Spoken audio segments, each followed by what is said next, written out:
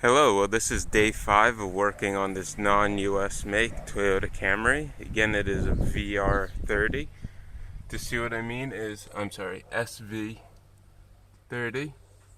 if the camera will focus on that. And I've already spent a couple more days looking at it. I've already ripped apart a little bit more on the interior, but not too much. As soon as I took out that center console, I found a rat, and I did not have a chance to kill it. So the rat is somewhere inside the dash, which I'm not all that surprised about. But what I did last time was I opened up the fuel tank, which was through this opening here, and I found out this thing is almost filled all the way up to the top with 10-year-old gasoline, which I cannot allow that. So today I'm going to be draining it out and trying to put in fresh gas. As you can see, I have some fresh gasoline right here. Well, that's the vehicle I'm driving right there. That is a Toyota Noah. But anyway, so what I'm going to be doing today is I'm going to be draining the gas tank. Since I don't know about in US vehicles, but I don't normally see them. Normally you have to pull the gas tank to drain it or siphon it. But underneath here, under this gas tank right here, that's the gas tank, you have this nice drain plug right here. So I just put a ratchet in here and it will drain out the gas tank. So it's nice and easy, except it is probably like 13 to 15 gallons of gasoline.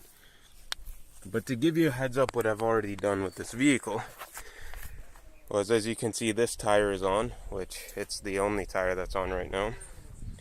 Been able to put on new brakes finally for it. It took me a long time to be able to find pads for these things. So, and as you can see, the rotors are here.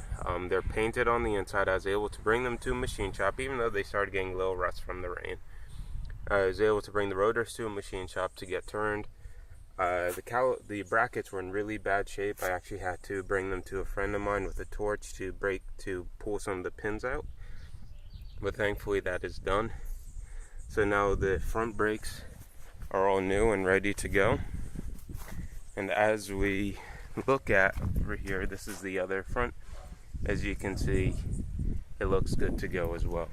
Now I hope the hydraulic lines are still good in this, but I'm not sure. Here's the back drum brakes.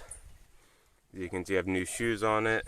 There's the drum right there, also machined, so they're ready to go. Put a little bit of anti-seize around the hub there, but we should be ready to go. I know I need to get new wheel cylinders, since these things right here, the wheel cylinders, this one was actually so seized up that when I had it apart, I actually had to hit in the pistons with a hammer of how bad they were. The other side moved freely, but this I'd have to beat in with a hammer. But here, to get wheel cylinders will cost maybe about 50 US a wheel cylinder. So I'll try to get them from the States. But anyway, let me show you the old brakes that were on this vehicle to give you an idea of what I was dealing with. There's just a last shot of the engine. After we drain the gas tank today, we're going to try to give it a start. So I shall record that as well in a later recording session. But let me show you where the brakes are, if I can find them. Here they are. Well, here was a set of shoes off from one. You know, they don't look too bad. But here was the other shoe. As you can see, that's a problem. So it's not much could be done there. Okay, that was one of the brake pads I pulled off of this thing.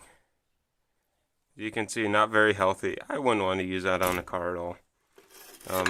That was the other side of the drum brakes. As you can see, the brake material all fell off, rotted off. They actually got stuck to the drum. Here's some more of the brakes that I took off. But one side wasn't too bad, see, so I had material on it, but you can see the material separating from the backing plate. So it's all in pretty rough shape, but thankfully I was able to clean it up. Why the brackets look so good on the car was because I put them on a wire wheel and cleaned them. So yeah, so that's the project so far. Today we're just going to be draining the gas tank, putting in fresh gas, trying to put all 4 tires on this vehicle to see if they will run. Because I did not want to get this thing trying to move it when I know the brakes would not be working. So at least I know that the brakes now, at least the fronts will work, so that as we work on this thing, we can move it here because I'm not sure if you can really tell, but it's actually on a hill on dirt, and the soil here in Grenada is very soft. But yeah, I'm looking forward to this. A lot of the methods that I'm going to be using in this was, I'll give a shout out to Chris Fix. If you guys have not seen his channel, I would recommend it. But he has helped inspire me to go back into a lot of my mechanics and what I'm passionate about. Well, as you can see here, there's a stud missing, but I'm going to hopefully get a new one soon. But Chris Fix helped inspire this passion inside me to be reborn. So a lot of the things that you'll see me recording will be things that you've seen Chris done, whether it be with the coolant flush, tie rod changes, fixing the wheels, painting them up, and as well just changing different gaskets and all these different things in the engine. So yeah, it'll be good. I'm excited to see if this thing will start since it's been sitting for so long. It has no battery, so I'm going to try to take the battery out of my vehicle.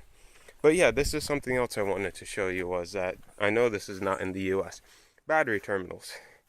A lot of these battery terminals here they're small ends. Because if you take a look at like US vehicles, the battery terminals have big ends on it, but these things are little. Like I can't even get my pinky finger in through it to give you an idea of how small these things are, especially the negative. And it's just how they do it. I don't know why, but it's no problem. But yeah, so hopefully today, once we drain out the gas out of that, I'll try to take a few pictures. As soon as we drain all the gas out of it, we're going to try to give it a start and go from there. As soon as it starts, we're going to change that oil filter in there, change the oil in it, and hopefully it'll move, because actually this is a little bit far away from where I live, so I'm not able to come here so often.